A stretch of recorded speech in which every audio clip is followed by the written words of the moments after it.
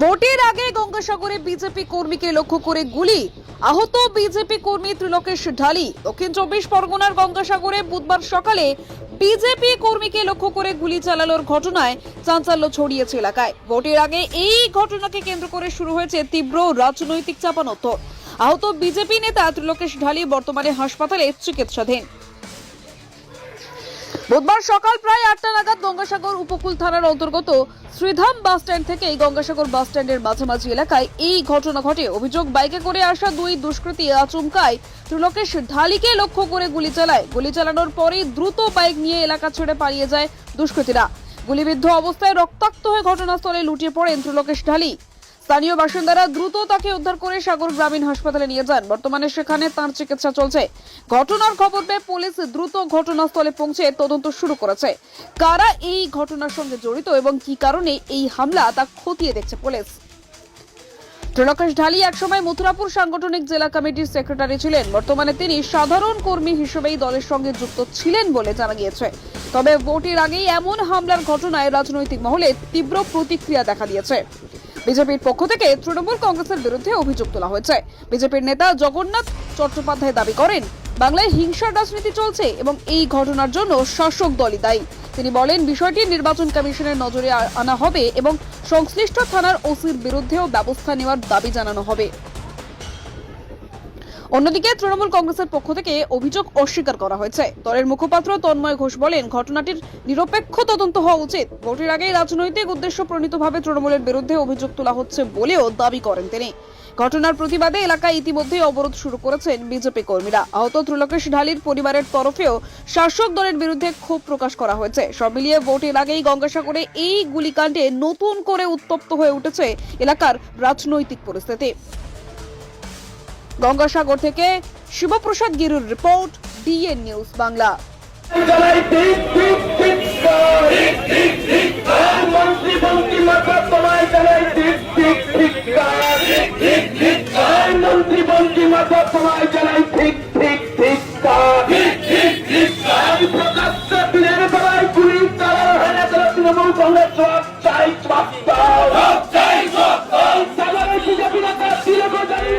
BJP নেতা আমাদের তিলকেশ দার ওপর প্রকাশ্যে গুলিবিদ্ধ করেছে।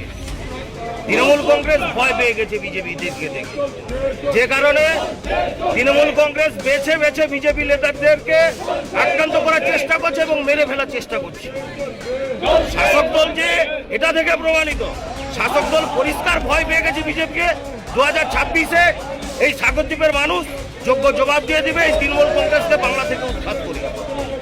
ধিক্কার জানাই তৃণমূল কংগ্রেসকে। ইমিডিয়েট যে সমস্ত দোষীরা আছে দোষীদেরকে অ্যারেস্ট করতে হবে। তার জন্য আমাদের এই পথ অবরোধ।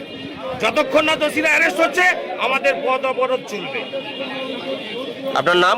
অরুণাভ দাস, মথুরাপুর সাংগঠনিক জেলা সদস্য। আজ সকাল 7:30 নাগাদ শ্রীধাম গঙ্গাসাগরের কাছে আমাদের এক বিজেপি কর্মী, নেত্রীও বলা চলে, মাননীয় ত্রিলোকেশ ঢালির ওপরে গুলি চালানো হয়।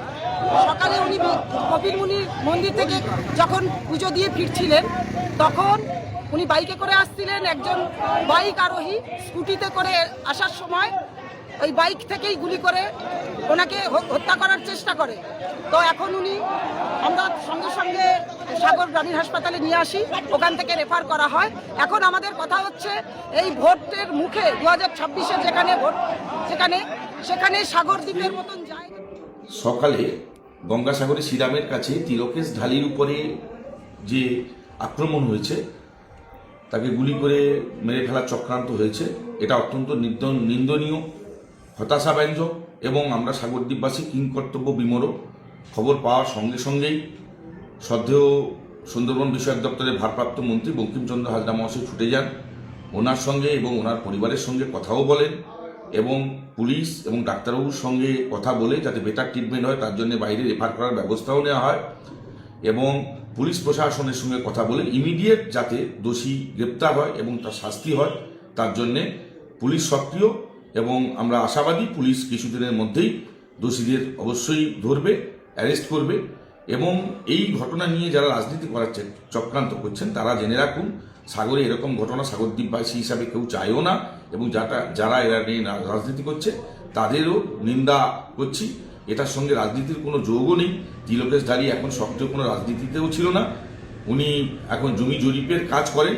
তবে কী কারণে ওনার উপর আক্রমণ করা হয়েছে সেটা তদন্ত করে পুলিশ উদ্ধার করবে। আমি সন্দীপ কুমার পাত্র, সদস্য, দক্ষিণ 24 পরগনা জেলা পরিষদ।